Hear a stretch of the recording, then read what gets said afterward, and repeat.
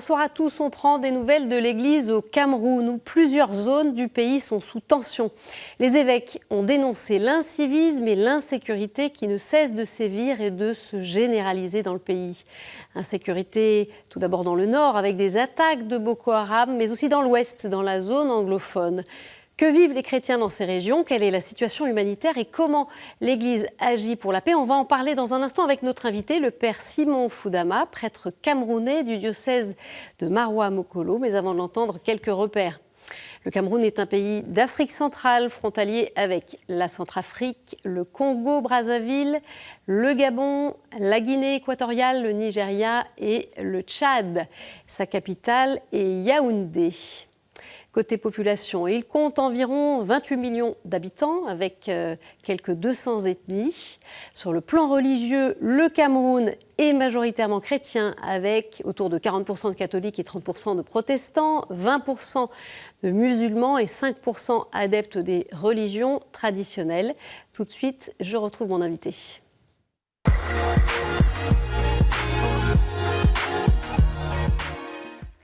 Père Simon Foudama, merci de nous retrouver le temps de cette émission. Alors, quelques mots pour faire un peu connaissance avec vous. Vous avez été ordonné prêtre en 2016 pour le diocèse de Maroua-Mokolo qui se situe dans le nord du Cameroun. Et vous avez été pendant 3 ans vicaire à la paroisse Saint-Joseph de Tokombéré. Exactement. Vous êtes en France depuis 2019 pour poursuivre vos études à l'Institut catholique de Paris. Vous préparez une thèse en théologie pastorale et catéchétique. Et puis vous êtes aussi en insertion pastorale dans la paroisse de Soisy-sous-Montmorency dans le Val d'Oise. Et j'ajoute que vous retournez régulièrement au Cameroun. Tout à fait. Alors vous allez nous donner des nouvelles, notamment des communautés chrétiennes dans l'extrême nord du pays. Elles sont exposées à l'insécurité. Ça fait environ 10 ans avec des incursions de Boko Haram, oui. Des attaques qui visent les chrétiens comme les musulmans, père. Exact, oui. On va parler des chrétiens, justement. Comment est-ce qu'ils vivent leur quotidien? Voilà. Qui sont ces chrétiens? Voilà. Merci Stéphanie, merci de m'avoir invité sur ce plateau, justement pour échanger sur la situation de l'insécurité que vivent les populations donc, au Cameroun. Particulièrement les zones les plus touchées, c'est l'extrême nord, donc, et puis le nord-ouest et le sud-ouest. Donc ce sont ces 3 zones-là, ces 3 régions qui sont les plus concernées par l'insécurité. Voilà. Donc dans le quotidien des populations, donc dans le diocèse de Maroua-Mokolo, d'abord il faut situer que dans le diocèse de Maroua-Mokolo, il y a 3 départements, le Diamaré, le Mayo-Sanaga et le Mayo-Sava. Et donc les 2 départements, dont Mayo-Sava et Mayo-Sanaga, sont les plus exposés donc à l'insécurité. Ils sont tout au nord, ces départements, c'est ça? Oui, c'est la ceinture avec le Nigeria. D'accord, voilà, c'est toute cette zone montagneuse-là avec le Nigeria. Avec le Nigeria. Voilà, avec parce qu'il y a 2000 km, je crois, de frontières entre les 2 pays, entre le Cameroun et le Nigeria. Oui, en allant du nord au sud. Voilà. Donc justement, c'est énorme. C'est énorme, oui. Voilà, donc, et ces populations-là, donc, ce sont majoritairement les paysans, donc, qui cultivent, et puis il y a des petits commerçants et puis des petits éleveurs, donc ils ne sont pas nombreux. Mais la majorité, ce sont les paysans. Voilà, ceux ils cultivent leurs terres et qui se nourrissent de ça. Et puis d'un mois à un autre, quand en 2013, je crois que l'insécurité avec l'histoire de Boko Haram qui a commencé. Et donc, les gens ont été forcés à quitter leur village, abandonnant tout. Donc, la terre, voilà, leurs liens, les liens des amis qui sont là, de voisinage. Et du coup, ils se retrouvent partout. Et aussi, leur petit commerce et puis les biens qu'ils ont, ils abandonnent. Et voilà, ils se retrouvent ailleurs. Et tout ça, ça a touché beaucoup l'Église et même le pays. Quand vous dites ailleurs, c'est-à-dire ils se déplacent Bien sûr, ils ne peuvent pas rester là, ils se déplacent. Donc, il y a une partie qui est accueillie dans des camps de déplacés, les autres dans les camps de réfugiés, et même certaines personnes qui ont des connaissances et des familles qui sont à l'intérieur du pays, de la ville. Donc, ils reviennent un peu dans l'endroit où il y a pas trop d'insécurité. Et donc, ils sont accueillis dans les familles aussi. Alors vous évoquez justement ces déplacements de population. Depuis 2013, eh bien, le diocèse de Maroua-Mokolo accueille un nombre important de réfugiés et de déplacés qui sont victimes de Boko Haram. Un afflux qui se poursuit aujourd'hui dans une zone déjà sous tension, avec des aléas climatiques pesant sur les productions agricoles. Le camp de réfugiés de Minawao, situé à une trentaine de kilomètres de la ville de Mokolo, est prévu pour accueillir 15 000 personnes, mais il accueille aujourd'hui 80 000 réfugiés, la plupart venus du Nigeria. Alors, quelle est la situation humanitaire et comment l'Église agit? Le point avec Édouard Kaldapa, secrétaire permanent de Caritas pour le diocèse de Maroua-Mokolo. La situation est quand même assez grave et ça dure depuis des années. Il y a un nombre de réfugiés qui affluent dans une localité qui était déjà sous pression au niveau de toutes les ressources. Donc, le peu de ressources comme la terre, comme les points d'eau et tout cela sont partagés avec les personnes déplacées. Et du coup, ça plonge aussi la population locale dans la précarité. Et c'est pour cela que dans nos réponses, qui touchent aussi bien les populations déplacées que les populations hautes vraiment affectées, nous essayons donc d'apporter des réponses telles que l'assistance en eau potable, réalisant des points d'eau. Nous faisons aussi de l'assistance sanitaire en permettant l'accès aux soins de santé aux personnes les plus vulnérables. Et nous assurons aussi la prise en charge, n'est-ce pas, des enfants malnutris, mais d'autres initiatives aussi sont en cours pour permettre justement à la majorité des enfants, parce que vous savez très bien que la population ici est majoritairement jeune, et s'ils ne sont pas formés, s'ils n'ont pas de possibilité de s'insérer, ça veut dire que ils se préparent à, certainement, n'est-ce pas, soit à rejoindre Boko Haram ou bien à faire, à s'insérer dans le banditisme, etc. Donc, c'est ainsi qu'un centre de formation a été mis sur pied, même dans le camp de Minawao, pour permettre, n'est-ce pas, aux jeunes de pouvoir accéder à la formation professionnelle. Nous allons accueillir autour de 100 jeunes par an, ce qui est très faible relativement, n'est-ce pas, aux besoins exprimés. Voilà, Père. Alors, vous avez eu l'occasion d'aller dans des camps. D'abord, pour quelles raisons et voilà, qu'est-ce que vous y avez fait? En fait, c'était justement pendant le mois de juillet dernier. Donc, quand j'étais en vacances, j'ai dit, bon, ça fait longtemps, je ne suis pas allé faire un tour au camp Minawao. Donc, j'y vais un peu pour une découverte, une curiosité encore de plus, pour voir comment le temps, depuis quand ça a commencé en 2013-2014, voilà, est-ce que c'est la même chose? Donc, est-ce que c'est dans ce contexte-là que je suis parti? Et justement, qu'est-ce que vous avez observé alors? Voilà, c'est pareil qu'au début? Oui, c'est bon. Au début, quand même, il y avait une agglomération qui ne disait pas son nom. Mais là, quand je suis allé récemment, bon, les gens sont toujours installés dans leur tente, voilà. Mais il y a quand même un peu une espérance dans la vie des personnes. Voilà, ce soutien qu'apporte d'abord l'Église à travers Caritas. Et il y a aussi d'autres aides venant des organisations internationales. Mais l'Église, quand même, est présente aux côtés de ces personnes-là. Et donc, en échangeant avec quelques-uns que j'ai rencontrés, donc c'était un catéchiste d'ailleurs, quand je l'ai rencontré, et puis, bon, je lui ai posé des questions. En fait, dans les échanges, quand même, il a quand même cette espérance, cet espoir-là que les choses vont quand même s'améliorer. Et aussi, au niveau aussi des aides que l'Église apporte, il ne voit pas seulement la dimension matérielle que l'Église apporte, il y a cette dimension de la proximité, voilà, la présence de l'Église. Il ressent cette proximité. Voilà, il ressent cette proximité. Il y a des célébrations aussi, Père, qui se passent. Exactement. Chaque dimanche, les prêtres vont pour les célébrations eucharistiques. Il y a une forte communauté chrétienne et catholique et protestante. Et c'est plus qu'une paroisse, même je peux dire là où la communauté qui se trouve, c'est plus qu'une paroisse. Parce qu'il y a une forte présence des chrétiens. L'Église est là justement pour les célébrations, mais aussi pour l'animation des communautés. Et même chaque année, l'évêque, Monseigneur Bruno, va de temps en temps pour faire des célébrations. Et ça donne aussi, ça remonte un peu le moral de ceux qui sont là. Quand on imagine des personnes qui ont tout quitté voilà, leur champ, ils étaient bien dans leur maison et subitement ils se retrouvent dans les tentes. Alors vous imaginez qu'il faut avoir une bonne dose de moralité pour accueillir cela.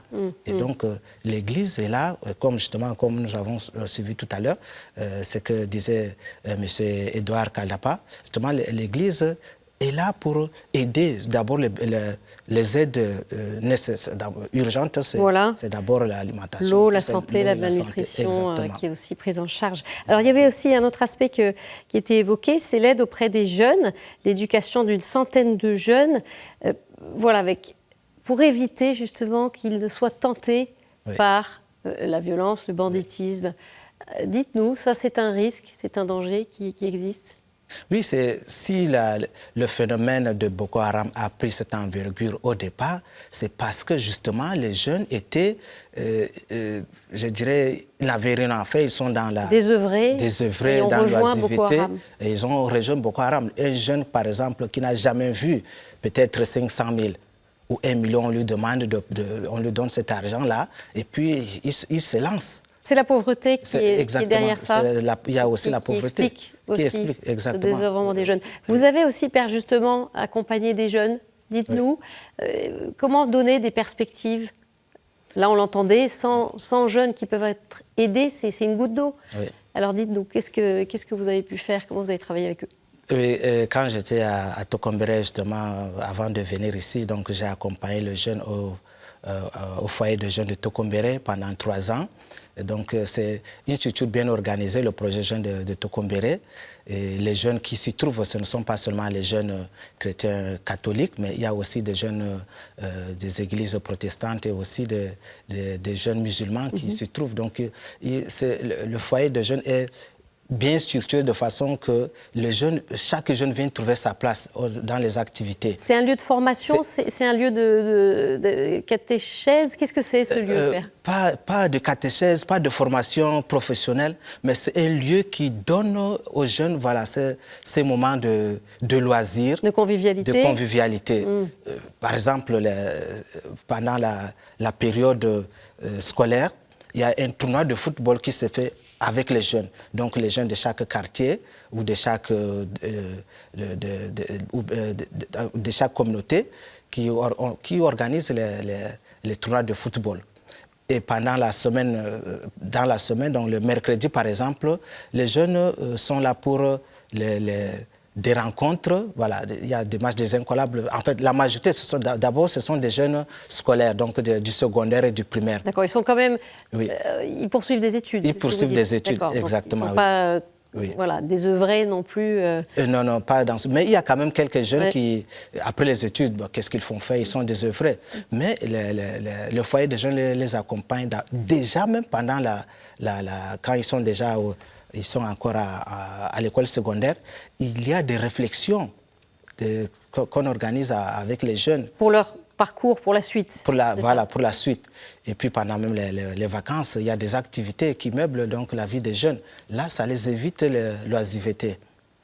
Alors, il y a aussi, on va aussi en dire quelques mots, cette autre zone en crise, c'est les régions anglophones de l'ouest du pays.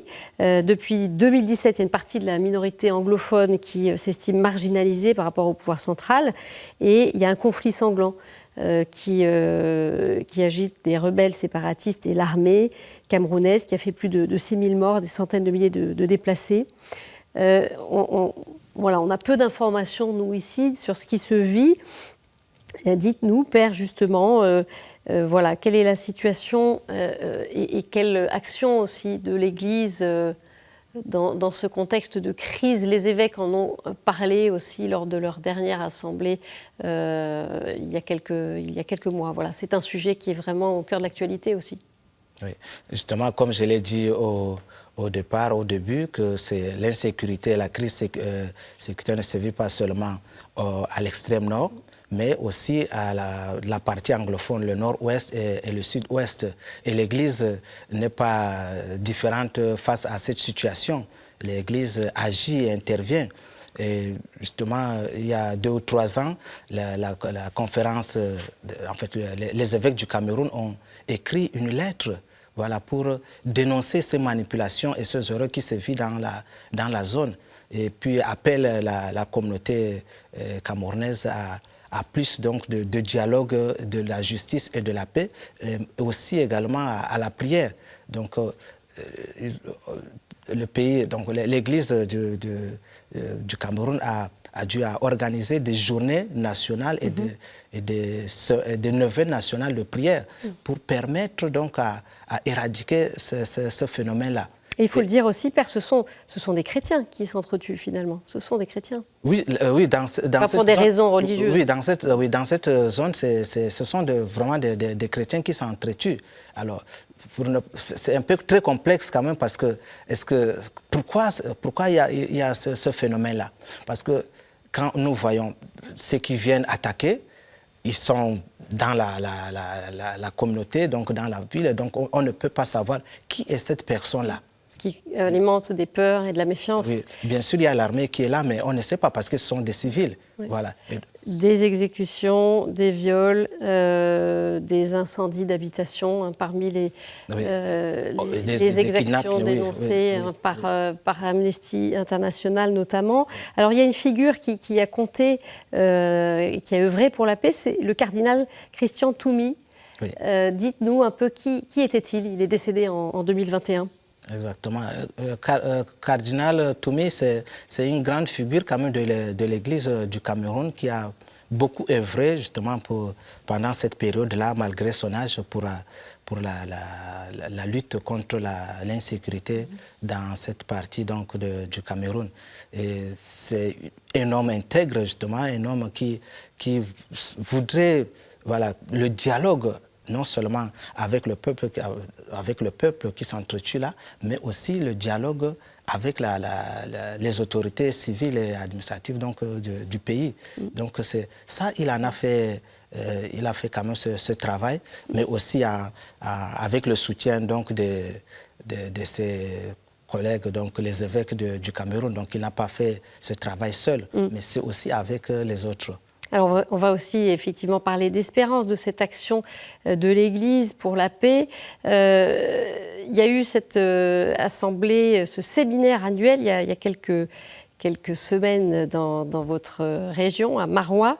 Les évêques du Cameroun sont tous venus pour ces travaux-là qui ont porté sur le thème « Une Église synodale en mission ». Il y avait la référence du père Baba Simon, qui était au cœur de ces travaux. Il a été proclamé vénérable par l'Église en 2023. Dites-nous brièvement, Père, qui est-il dans le cœur des Camerounais, Baba Simon? Oui. Justement, dans la dynamique du séminaire des évêques qui avait eu lieu justement du 6 au 13 janvier dernier, donc la session ordinaire, donc c'était d'abord dans le contexte de la clôture du cinquantenaire du diocèse. D'abord le jubilé plutôt du diocèse, 50 ans de création, 75 ans d'évangélisation, et aussi cette dédicace de ce joyau architectural du diocèse qui est la cathédrale. Parce que Baba Simon, il faut le dire, a contribué à l'évangélisation du Nord. Énormément, voilà. Énormément. C'est quelqu'un du Sud venu dans le Nord. Voilà, c'est quelqu'un du Sud venu dans le Nord. Ouais. Et donc, lorsqu'il a été proclamé vénérable, donc, pendant ce séminaire, c'est un moment d'action de grâce pour l'Église du Cameroun. Et donc, il fallait honorer cela là où il a vécu. Donc, Baba Premier Simon, prêtre noir aussi dans la région. Premier prêtre noir dans la région. C'était des Européens, les missionnaires, qui ont évangélisé le Nord, tout à fait. Oui, les Oblats de Marie. Oui. Et alors, il y a ce pèlerinage annuel à la mémoire de Baba Simon. Il y en a eu un d'ailleurs aussi là en janvier. On va en voir quelques images. Et vous avez participé à l'un de ces pèlerinages. C'est un moment fort? Pour le pèlerinage qui avait eu lieu au mois de janvier, malheureusement, je n'y étais pas. Mais vous êtes allé auparavant. Mais auparavant. Ouais, c'est des moments importants, ça? Oui, c'est des moments très forts de vie, de prière, de spiritualité, justement, parce que c'est ça qui donne un peu de marcher à la suite de celui qui s'est donné, Baba Simon. C'est un modèle de vie, de foi, aujourd'hui, pour pas seulement pour l'église de Maro-Mokolo, pas seulement pour l'église du Cameroun, et même, je dirais même pour l'église universelle. Oui, universelle, parce que c'est un homme que pour lui, c'est l'homme qui est à évangéliser, l'homme debout. Et donc, il prend en compte pas seulement la partie évangélisation. Donc, pour lui, ce n'est pas d'abord apporter la parole de Dieu, mais pour lui, l'évangélisation, c'est la fraternité. L'évangélisation, c'est la paix, c'est dialoguer avec les cultures et avec les religions traditionnelles. Voilà, une figure qui peut nous parler à tous. Exactement. Oui. Père, effectivement, il est déjà vénérable. Merci beaucoup, Père Simon Foudama. On va continuer à suivre évidemment ce qui se passe dans votre pays. Et puis, on poursuit tout de suite avec quelques autres informations.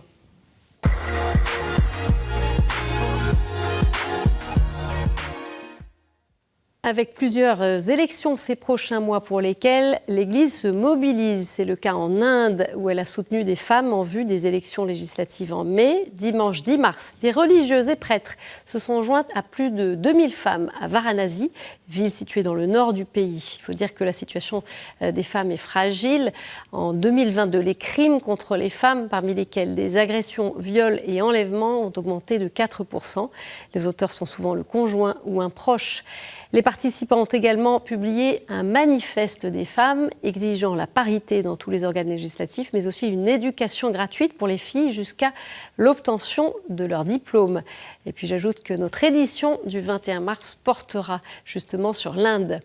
Le 2 juin se tiendra également l'élection présidentielle au Mexique. Face à la hausse de la violence et de la criminalité ces dernières années dans le pays, les évêques ont élaboré 100 propositions concrètes présentées aux candidats. Parmi elles, citons la réinsertion sociale des membres des groupes criminels locaux ou encore la mise en place d'un mécanisme international contre l'impunité.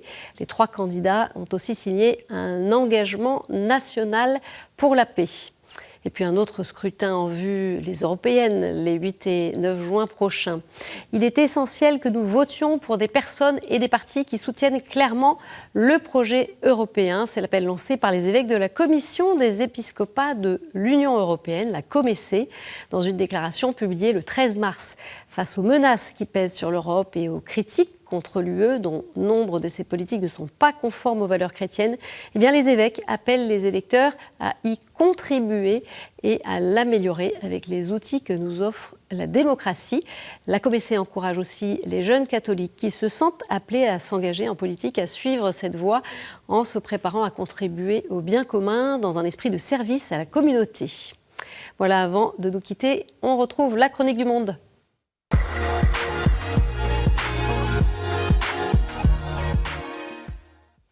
Et on retrouve Annabella Labèche, laïque catholique à Port-Louis, à l'île Maurice, qui nous donne des nouvelles. Bonjour à tous. Pour ma chronique aujourd'hui, je vous emmène à l'île Rodrigue car l'église là-bas prépare un grand événement. D'abord, un petit profil. L'île est située au nord-est des côtes mauriciennes et elle fait partie de la République de Maurice. On y compte 40 000 habitants et une population majoritairement catholique. Elle est appréciée pour son riche héritage culturel et au plan économique, elle a une vocation touristique, mais les activités principales demeurent la pêche et l'agriculture. En 2002, grâce à une loi votée, l'île devient autonome et par là même reçoit le statut de vicariat apostolique. Dans quelques jours, le 19 mars, le jour de la fête de Saint-Joseph, l'île Rodrigue ouvrira une nouvelle page de son histoire avec l'ordination épiscopale de Monseigneur Michel Moura, nommé par le pape François le 20 décembre dernier. Il sera le 2e vicaire apostolique après Monseigneur Alain Harel. Depuis 3 ans, les Rodriguais attendent l'arrivée d'un nouvel évêque et on comprend alors cette agitation joyeuse des habitants. D'origine mauricienne, Monseigneur Michel Moura est connu des Rodriguais car il a exercé son ministère de prêtre il y a quelques années dans l'île et cette expérience lui a permis de mieux connaître la société rodriguaise. Il a rassuré les Rodriguais qu'il respectera dans son épiscopat l'originalité de l'église de Rodrigue. Dans la vie de tous les jours, Monseigneur Michel Moura, le visage toujours éclairé par un sourire, est un homme terre-à-terre et cultive la joie de vivre. Il a choisi comme devise pour son ordination épiscopale « Ma grâce te suffit », abordant cette nouvelle étape de sa vie avec humilité. Merci Annabella. Voilà, c'est la fin de cette édition. Vous pouvez la retrouver sur notre site et nos réseaux sociaux ainsi que sur KTO Radio. Je vous souhaite une très bonne soirée et je vous dis à jeudi. Au revoir.